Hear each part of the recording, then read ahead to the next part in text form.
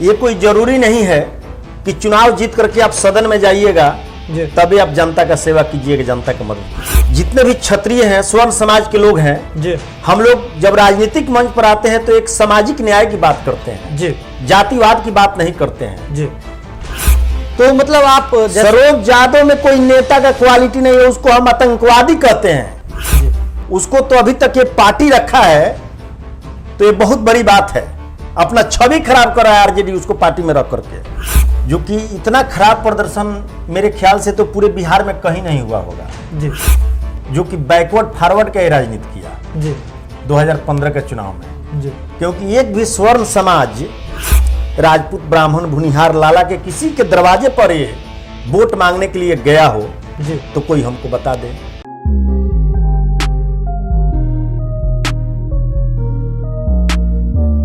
नमस्कार, आप भारत लाइव देख रहे हैं। ऐसे कहा जाता है कि आरा जिला घर बात कौन बात के डर बात। अभी हमारे साथ हैं अखिल भारतीय क्षेत्रीय महासभा के राष्ट्रीय संगठन मंत्री और बिहार प्रदेश के जो है प्रभारी हैं। इनका नाम है आरा। जैसा कि मैं आपको पहले बता दिया कि आरा जिला घर बात कौन बात के डर बा, तो इनका नाम भी है, इनके नाम में बहादुरी छिपी हुई है। ये है वीरेंद्र बहादुर सिंह उर्फ बच्चा बाबू हैं। बच्चा बाबू जी, आपका तो पहले भारत लाइव में स्वागत है। और सबसे पहले हमको ये बताइए कि आप जिस तरह से आपके नाम में बहादुरी छिपा हुआ है, क्या आरा के सभी लोगों में बहादुरी छिपा हुआ है? जी जी। तो और जो अगर बात करें, 80 साल की उम्र में हम लोग तलवार उठाते हैं। 80 साल की उम्र में 80 साल की उम्र में लोग शमशान में चले जाते हैं जी। तो अगर बात कुंवर सिंह की धरती से हम बिलोंग करते हैं, वीर कुंवर सिंह के धरती से आए हैं और वीर पुरुष दिख रहे हैं, तो हमको ये बताइए अगर बिहार के साथ मेरा ब्लड का रिश्ता भी है। अच्छा, रिश्ता में अगर जोड़ा जाए जी तो उनके हम नाती लगेंगे, रिश्ते में नाती लगते हैं। हाँ। तो बड़ी बात हो गई। और स्वतंत्रता सेनानी भूतपूर्व स्वर्गीय स्वतंत्रता सेनानी दीपनारायण सिंह जी के हम नाती लगेंगे जी। तो ये सब तो एक ब्लड रिलेशन वाली बात आ गई और आप स्वतंत्रता संग्राम के जो खून है आपके अंदर का। लेकिन एक जो आप बड़ी बात आती है बिहार में आती है, जब स्वतंत्रता की बात आती है तो बिहार में उसका तो योगदान क्या रहा था वो तो सभी जानते ही है। तो ऐसे में बिहार में फिर से चुनाव होने वाला है, बिहार विधानसभा का चुनाव होने वाला है। और जैसा कि आप हमें बता रहे थे कि आप जो है बरहारा विधानसभा के प्रत्याशी हो सकते हैं, तो अभी के जो वर्तमान विधायक हैं, सबसे पहले तो हम उसका लेना चाहेंगे रिव्यू आपसे। आपके नज़र में अगर हम बात करें, सरोज यादव जी की बात करें जो आरजेडी से आते हैं, वहाँ के विधायक हैं, उनका क्या रिव्यू है आपके नज़र में? देखिए, सरोज यादव का जहाँ तक बात आता है जी, तो ये बबूर तो आम मिलने वाला बात हो गया जी। जैसे आम कभी कौआ ला करके बबूर का पेड़ पर कौआ लेकर के बैठ जाता है जी, तो आम गिर जाता है, गिरा देता है, तो किसी को मिल जाता है तो हो गया कि बबूर तो आम मिल गया जी। सरोज यादव में नेता का कोई क्वालिटी नहीं है जी। सरोज यादव एक ऐसा व्यक्ति है जो बरहारा से जो विधायक रहा है जी, जो कि इतना खराब प्रदर्शन मेरे ख्याल से तो पूरे बिहार में कहीं नहीं हुआ होगा जी, जो कि बैकवर्ड फॉरवर्ड का राजनीति किया जी 2015 के चुनाव में जी। क्योंकि एक भी स्वर्ण समाज राजपूत ब्राह्मण भुनिहार लाला के किसी के दरवाजे पर ये वोट मांगने के लिए गया हो जी तो कोई हमको बता दे। जी। ये तो नक्सलवाद है, आतंकवादी है जो समाज को बांटने का काम किया जी। किसी भी राजपूत के दरवाजे पर आज तक, चाहे ब्राह्मण भुनिहार लाला के दरवाजे पर गया ही नहीं वोट मांगने के लिए जी। क्या इसे हम नेता कहते हैं जी। क्या जगजीवन राम से ऊपर का कोई नेता हो सकता है जो दलित समाज से जो थे जी। जो कि उनको ब्राह्मण बाबूजी कहा करते थे, आदर्श मानते थे जगजीवन राम जी। जो आरा जिला के थे, चंदवा के आप नाम सुने होंगे, उसे तो कोई बड़ा लीडर तो नहीं हो सकता है ना जी। तो फिर सरोज यादव को आप गिनती कैसे कर दिए मेरे सामने? जी। तो मतलब आप सरोज यादव में कोई नेता का क्वालिटी नहीं है, उसको हम आतंकवादी कहते हैं जी। उसको तो अभी तक ये पार्टी रखा है तो ये बहुत बड़ी बात है। अपना छवि खराब कर रहा है आरजेडी उसको पार्टी में रख करके। जी। तो जैसे आप सवर्ण वोटों की बात कर रहे थे, आप अगर बात करें राजपूतों का जो पूरे विश्व में माफ कीजिएगा, पूरे भारत में जो राजपूतों का जो संगठन है उसके आप कोऑर्डिनेशन कमेटी के आप सदस्य भी जी, मेंबर है, मेंबर भी आप रहे हैं। तो आप अगर जैसे आप प्रत्याशी के रूप में आप अपने आप को देखते हैं, तो हमें ये बताइए आपका किस तरह से पकड़ है आपके विधानसभा? देखिए, पहली नंबर तो हमारे दिलो दिमाग से कोई मंशा नहीं है कि हम चुनाव लड़ेंगे जी। दूसरी बात की एक हम अखिल भारतीय क्षत्रिय महासभा पणजी के राष्ट्रीय संगठन मंत्री हैं, प्लस बिहार प्रदेश के प्रभारी हैं जी। ये कोई जरूरी नहीं है कि चुनाव जीत करके आप सदन में जाइएगा तभी आप जनता का सेवा कीजिएगा, जनता का मदद कीजिएगा। देखिए, हम लोग जितने भी क्षत्रिय हैं, स्वर्ण समाज के लोग हैं जी, हम लोग जब राजनीतिक मंच पर आते हैं तो एक सामाजिक न्याय की बात करते हैं जी, जातिवाद की बात नहीं करते हैं जी। जैसे कि लोग आजकल जैसे मान लीजिए रामविलास पासवान हुए जी, या नीतीश कुमार जी हुए या लालू प्रसाद यादव के पुत्र तेजस्वी यादव जी हुए जी। ये कहते हैं कि गरीबों को जबान लालू यादव ने बोलने के लिए दिया जी। ये उनको जानना चाहिए तेजस्वी यादव को जी कि गरीबों का जबान लालू जी ने नहीं दिया था जी। ये विश्वनाथ प्रताप सिंह ने दिया था, जो स्वर्ण समाज से क्षत्रिय समाज से थे। मंडल कमीशन उन्होंने लागू किया था जी। अगर दलित समाज का अगर उत्थान हुआ है तो रामदास अठवाले का नाम सुने होंगे जी। रामविलास पासवान को भी जानते हैं आप, जो महाराष्ट्र से रामदास अठवाले आते हैं जी। जब रामविलास पासवान जी ने बोला था कि गरीब स्वर्णों के लिए 15% का आरक्षण का व्यवस्था बनाया जाए जी, रामदास अठवाले ने बोला कि नहीं, राजपूतों के लिए 25% आरक्षण दिया जाए स्वर्ण समाज के लिए जी। क्योंकि अगर दलित समाज का अगर उत्थान करने का अगर कोई काम किया है तो राजपूत समाज किया है। वो विश्वनाथ प्रताप सिंह चंद्रशेखर जी, जो बलिया वाले बागी बलिया वाले क्या बोलते हैं भूतपूर्व प्रधानमंत्री, लालू जी ने प्रोडक्ट, चंद्रशेखर जी ने ही लालू जी को प्रोडक्ट किया जो कि बिहार का सीएम बनाया। विश्वनाथ प्रताप सिंह और चंद्रशेखर जी ने बिहार का सीएम बनाया लालू जी को। मुलायम सिंह यादव को उत्तर प्रदेश का सीएम चंद्रशेखर जी ने बनाया, अमर सिंह ने बनाया। तो फिर हमारा समाज के ऊपर ये आरोप लगा रहे हैं ये लोग कि सवर्णों ने शोषण किया, बैकवर्ड फॉरवर्ड, ऊंच नीच। कहां है भाई, कहां है? अगर हम सामाजिक न्याय की बात नहीं करते, जातिवाद की बात करते तो मुलायम सिंह यादव मुख्यमंत्री होते या उनका लड़का मुख्यमंत्री होता, लालू यादव मुख्यमंत्री होते बिहार के, नीतीश कुमार मुख्यमंत्री होते, तेजस्वी यादव डिप्टी सीएम होते, उप मुख्यमंत्री होते। ये बताइए हमको।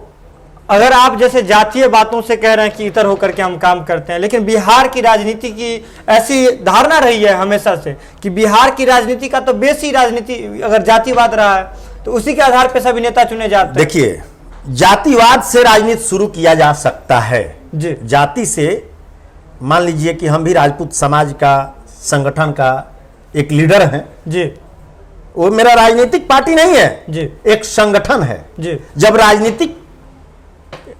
वो राजनीतिक पार्टी नहीं है, वो एक सामाजिक संगठन है जी। जब राजनीतिक मंच पर हम आएंगे जी, तो सभी समाज का राजनीति करेंगे, न्याय की बात करेंगे जी। तो जातिवाद का राजनीति करने का मतलब यह नहीं हुआ कि ऊंच नीच, बैकवर्ड फॉरवर्ड, दलित, महादलित, पिछड़ा, अति पिछड़ा और चिल्ला करके कहते हैं कि स्वर्ण हमारा वोटर नहीं है, स्वर्ण ने दलित का शोषण किया। अरे भाई, स्वर्ण कहां शोषण किया है हमको बताइए। स्वर्ण आज तक शोषण करने का काम नहीं किया है, पोषण करने का काम किया है। पहले के राजा महाराजा जमींदार जो थे अपना विरासत गंवा दिए हैं, अखंड भारत का सपना दिखाए हैं और आजादी का लड़ाई लड़े हैं, बलिदान दिए हैं। राजपूत का मतलब होता है बलिदान। राजपूत जब एकजुट होता है, एकत्रित होता है तो देश के लिए इतिहास बनाता है जी। और जब राजनीतिक मंच पर आता है तो सामाजिक न्याय की बात करता है, कभी जातिवाद की बात नहीं करता है जी। जब हमारी संगठन है राजपूतों की तो हम एक इतिहास बनाते हैं देश के लिए जी। आज जब राजनीतिक मंच पर आएंगे हम जी तो सामाजिक न्याय की बात करेंगे। जी। कहते हैं लोग कि सवर्णों ने शोषण किया जी, दलितों का शोषण किया, लेकिन हम कहते हैं कि सवर्णों ने पोषण करने का काम किया। मंडल कमीशन कौन लागू किया ये बताइए, आप बताइए कौन लागू किया? नहीं, हम ये सब सारी बातें ठीक है, हम इसके बाद समझ रहे हैं। अगर तेजस्वी यादव जी, लालू यादव जी या मान लीजिए नीतीश कुमार जी या मान के चलिए कि क्या अभी बता रहे हैं, या अन्य नेता जो भी हैं, या रामविलास पासवान जी, ये बताइए ये कितने लोग मतलब पोषण करने का काम किए हैं दलित समाज को? जी सांसद बन गए, मंत्री बन गए, मंत्री बने ना जी, तो कहाँ दलितों के लिए बना दिए, गांव बसा दिए, घर बसा दिए, या इंदिरा आवास दे दिए? दावा तो सभी करते हैं। नहीं, कहां से दावा करेंगे भाई? इन्होंने जातिवाद के नाम पर जी गरीबों का हक और अधिकार लूटने का काम किया है। जी। एक मोदी जी प्रधानमंत्री, हमारे भारत के माननीय प्रधानमंत्री नरेंद्र मोदी जी ने जी एक ही बनाया कि हर 5 साल में एक सांसद को गोद लेना है। जी, तो कितने गांव को ये लोग आदर्श ग्राम बना दिए। जैसे हमारे यहाँ के मान लीजिए हमारे समाज से आते हैं जी राजकुमार सिंह जी, जी। आईएएस हैं, गृह सचिव भी रह चुके हैं, जी गुरी गांव को गोद लिए हैं। आरा जिला में एक बबुरा गांव है, आरा जिला के बगल में एक पड़ोसी गांव है गुरी, जी। बरहारा विधानसभा में। जी। कहां वो अभी तक आदर्श ग्राम बना है? जी, कहां आदर्श ग्राम बना है? हमको बताइए कहां ये लोग कितने आदर्श ग्राम बनाए हैं? पिछड़ा वर्ग के जो नेता हैं केवल जातिवाद के नाम पर इन्होंने ठगने का काम किया अपने समाज के लोगों को। हमको क्या करेंगे? हमको कुछ नहीं, जी। हमको कुछ नहीं करेंगे ये लोग, हमारे समाज के लोग कुछ नहीं करेंगे। जी, हमारा तो जीन है स्वतंत्र रहने का, हम स्वतंत्र तरीका से जीवन जीना चाहते हैं। जी हम किसी का गुलामी नहीं करते हैं। जी। अगर हम आपके राजनीतिक पार्टी की बात करें या बिहार में आपके राजनीतिक अटैचमेंट की बात करें तो आप किस पार्टी से आते हैं? देखिए हम तो आते हैं विकासशील इंसान पार्टी, वीआईपी पार्टी। तो अगर और हमारे आदर्श हैं जी मुकेश साहनी राष्ट्रीय अध्यक्ष, जी। और स्वर्ण प्रकोष्ठ के अध्यक्ष हैं विकास सिंह जी। बरहिया वाले। जी। हमारे स्वर्ण प्रकोष्ठ के आदर्श लीडर वही हैं जी। जो कि कोरोना महामारी में बहुत सारा वो योगदान भी किए हैं अपने गांव जिला में जाकर के। कोरोना महामारी में नहीं, पूरे बिहार में, हमारे जिला में भी कई लोग जो कोरोना महामारी में जो बाहर में फंसे हुए हैं, तो हम विकास सिंह से पैसा डलवाए हैं, जी खाता में पैसा डाले जी। हैं। कुछ राशन की राशन भी विदा किए हैं विकास सिंह, जी जो कि एक अच्छे परिवार से आते हैं बरहिया वाले, जी। जो कि अपना कुछ उनका योगदान भी रहा है। जी। तो हम सबसे मेरा जो सवाल ये था कि आप अगर राजनीतिक अटैचमेंट की बात करते हैं या फिर राजनीति में आप जातिवाद से हटने की बात कहते हैं, आप सवर्णों की राजनीति अभी कह रहे थे, सवर्णों की आप बात कर रहे थे, राजपूतों की बात कर रहे थे, लेकिन आप जिस राजनीतिक पार्टी से आते हैं वो तो मल्लाह, उसके जो नेता है अगर राष्ट्रीय अध्यक्ष की बात करें तो वो तो सन ऑफ मल्लाह ही लिखते हैं, तो वो तो एक खास जाति वर्ग का ही पार्टी बना करके रखे हुए, उसी पर राजनीति कर रहे हैं। देखिए मुकेश साहनी जी अगर जात के राजनीति करते, ठीक है, वो सन ऑफ मलाह लिखते हैं जी, तो हम सन ऑफ बिहार लिखते हैं। हम सन ऑफ बिहार हैं, वीरेंद्र बहादुर सिंह और बच्चा बाबू सन ऑफ बिहार बबुरा वाले। जी। वो एक जाति से राजनीति शुरू किया। अगर जाति से अगर उनको राजनीति करना होता तो फिर वो स्वर्ण प्रकोष्ठ क्यों बनाते? जी। हमारे आदर्श नेता मुकेश साहनी जी वीआईपी पार्टी के राष्ट्रीय अध्यक्ष जी। ये तो स्वर्ण प्रकोष्ठ बना करके बिहार में एक अग्रिम पार्टी बन चुके हैं, जी, जो कि आज तक कोई आरजेडी हो, चाहे जनता दल यूनाइटेड हो, चाहे लोजपा हो, चाहे भारतीय जनता पार्टी हो, चाहे कांग्रेस, चाहे जितने भी पार्टी हो, जी, क्या कोई पार्टी में स्वर्ण प्रकोष्ठ है? हमको बताइए। स्वर्ण प्रकोष्ठ अगर है तो हमारा वीआईपी पार्टी विकासशील इंसान पार्टी में मुकेश साहनी जी ने बनाया, जी, क्योंकि कोऑर्डिनेशन हमारा इतिहास रामचंद्र के समय से देखिए, केवट से, जी, केवट से लेकर के निषाद राज तक, और बीर कुंवर सिंह के परिवार से हम आते हैं जी। आरा जिला से, भीमा मैकू जो मल्लाह थे उनसे लेकर के आज तक महाभारत और द्वापर त्रेता युग में रामायण महाभारत से देखिए कोऑर्डिनेशन हमारा सदियों से अच्छा है और बना चला आया है, बनता चला आया है। और हमारा जो समाज है राजपूत समाज, क्षत्रिय समाज, ये निषाद समाज का ऋणी है, कहीं ना कहीं ऋणी है जी। हम तो इनके ऋणी हुए। और आज भी मुकेश साहनी जी ने स्वर्ण प्रकोष्ठ बना करके एक हम लोग के ऊपर ऋणी बना दिए। लेकिन इसमें कमी थोड़ा हम लोग का है कि जितना सपना वो देखे थे मुकेश साहनी जी, स्वर्ण प्रकोष्ठ जिस सपना से जितना सोच करके वो बनाए थे, उतना हम लोग स्वर्ण प्रकोष्ठ का विस्तार नहीं कर पाए जी। नहीं तो स्वर्ण आयोग का गठन करने के चक्कर में थे जी, तो हम लोग विस्तार नहीं कर पाए। तो कमी हमारी है जी। वो मलाह का, ठीक, वो जाति से राजनीति शुरू किए हैं कि हमारा 15% मलाह जाति है जिसमें 22 उप जाति है जी। लेकिन वो तो जब राजनीतिक मंच पर आए तो एक सामाजिक न्याय की बात किए हैं, जातिवाद की तो बात नहीं किए हैं। अगर जातिवाद की बात करते तो फिर स्वर्ण प्रकोष्ठ कहां से बनाते? फिर विकास सिंह बरहिया वाले नजर कहां से आते मुकेश साहनी के साथ में? फिर आरा जिला बबुरा वाले बच्चा बाबू, वीरेंद्र बहादुर सिंह और बच्चा बाबू नजर कहां आते?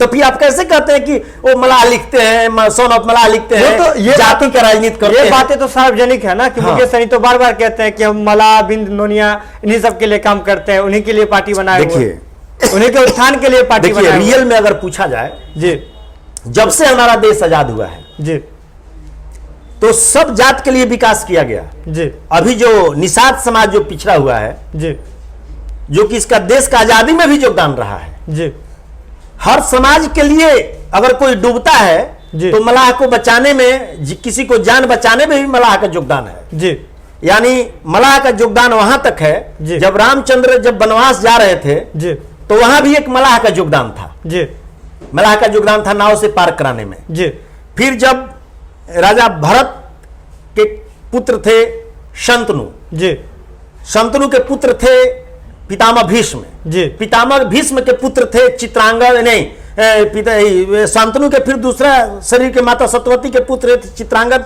विचित्र बीज, जी जो कि माता सत्यवती से, जो कि निषाद राज की लड़की थी। जी समझ रहे हैं? जी तो जब भरत वंश का जब विलय हुआ जी तो सन ऑफ मलाह जिसको कहते हैं, निषाद राज का ही दिन है जी कि आज ये क्षत्रिय वंश का वंशज आज आपको पूरे भारतवर्ष में दिख रहा है। जी तो वो है जल क्षत्रिय, जी। हम है थल क्षत्रिय। जी। हम थल के मालिक हैं, वो जल के मालिक हैं। जी दोनों का काम है। हम थल पर किसी को मान सम्मान देते हैं, किसी को रक्षा करते हैं, हमारा रक्षा करना काम है। का सबसे बड़ा कोई नजदीकी और कोई मित्र था तो था केवट, निषाद राज। जी। वीर कुंवर सिंह का सबसे अगर कोई वफादार आदमी मित्र था तो भीमा मैकू जो मलाह थे जी। आरा जिला के, जी। जो कि जब अंग्रेज पीछा करता था तो मलाह से ये अंग्रेज के डर से नाव से लोग दियर ले जाते थे, जी। या दियर में जब अंग्रेज उतरता था तो इस तरफ लाते थे। जी। तो ये निषाद समाज का, जी। मलाह समाज का, हमारा क्षत्रिय समाज सदियों से ऋणी है। जी। तो आप जैसे बात कर रहे थे, अभी जल के मालिक का बात कर रहे थे, थल के मालिक की बात कर रहे थे। अगर आपको मान लीजिए आपको टिकट मिल जाती है, बरहारा क्षेत्र से आप चुन के आ जाते हैं, जनता आपको उस विधानसभा का मालिक बना देती है, हाँ। तो आपको कहां कहां लगता है कि बरहारा विधानसभा पिछड़ा हुआ है, जहां आपको काम करने की जरूरत है? और आपका जो काम करने का रोड मैप की अगर बात करें, किन किन चीजों पर आप काम करना? देखिए, पहला नंबर तो हम बरहारा के बारे में, हम तो बरहारा के बारे में ही केवल नहीं सोचते हैं जी। बरहारा के बारे के साथ साथ हम पूरे बिहार के बारे में सोचते हैं जी। पूरे बिहार की जनता के बारे में सोचते हैं जी। सबसे पहला नंबर, जी अगर खुदा ना खास्ते भगवान की कृपा से जी। अगर हम सदन पहुंच जाएंगे जी। तो सबसे पहले समान शिक्षा प्रणाली नियम लागू करेंगे। जी। पूरे देश में हम मांग करेंगे शिक्षा का पद्धति एक हो, गरीब का बच्चा हो चाहे अमीर का बच्चा हो, चाहे आईएएस का बच्चा हो, चाहे मंत्री का बच्चा हो, जी। चाहे गरीब का बच्चा हो, चाहे मजदूर का बच्चा हो, जी। समान शिक्षा प्रणाली नियम लागू करने की बात करेंगे और एक स्कूल में पढ़ेंगे। जी। शिक्षा का पद्धति एक होगा। जी। जातिवाद, ऊंच नीच, भेदभाव स्वाभाविक है कि मिट जाएगा। जी। इसके बाद रोजगार पर बात करेंगे। जी। रोजगार के लिए भी बहुत सारे मुद्दा है। जी। बेरोजगारी कैसे खत्म होगी, जी। है ना? तो देखिए, मेन चीज है शिक्षा। जी। शिक्षा और भारतीय संस्कृति, जी। भारतीय सांस्कृतिक पर जोर देंगे, शिक्षा पर जोर देंगे तो ऑटोमेटिक ही हो जाएगा। अब विकास की बात आप जहां तक कहते हैं तो हम तो पूरे बिहार का विकास का सपना देखते हैं जी। कि एक आदर्श बिहार बने। जी। तो जातिवाद मिटाने की बात आप कर रहे हैं जी। मुख्यतः। जी। तो अभी हमारे साथ थे, अगर आप बात करें तो आरा जिला के बरहारा विधानसभा से वीरेंद्र बहादुर सिंह उर्फ बच्चा बाबू बरूरा वाले जो है वो बबूरा वाले हमारे साथ थे, भी हमारे साथ मौजूद थे, स्टूडियो में मौजूद थे, और उनसे क्या बातचीत हुई, उनका क्या मुद्दा रहा और आगे की इनकी क्या रणनीति होगी, इस पे उन्होंने अपना जो सारा जो विचार है, अपनी सारी प्रतिक्रियाएं रखी है। तो आप जो है, अगर हम तो यही उम्मीद करते हैं कि अगर आप जातिवाद मिटाने की बात करते हैं, अगर आप समान शिक्षा प्रणाली की बात करते हैं, तो कहीं ना कहीं दर्शक भी इस बात से जरूर खुश हो रहे होंगे और इस विधानसभा क्षेत्र के जो भी लोग, जो दर्शक हैं, वो जरूर आपके बारे में शायद सोचेंगे। तो खबरों का सिलसिला लगातार भारत लाइव पर जारी रहता है। बिना मिलावट की खबरों के लिए लगातार देखते रहिए भारत लाइव। तब तक के लिए दीजिए इजाजत। नमस्कार। नमस्कार। बढ़ाएं अपना कदम सक्सेस की ओर शिखर करियर इंस्टीट्यूट के साथ। शिखर करियर इंस्टीट्यूट पूर्वी भारत में एकमात्र कोचिंग संस्थान जो एक्सक्लूसिवली है मेडिकल एंट्रेंस एग्जाम के लिए।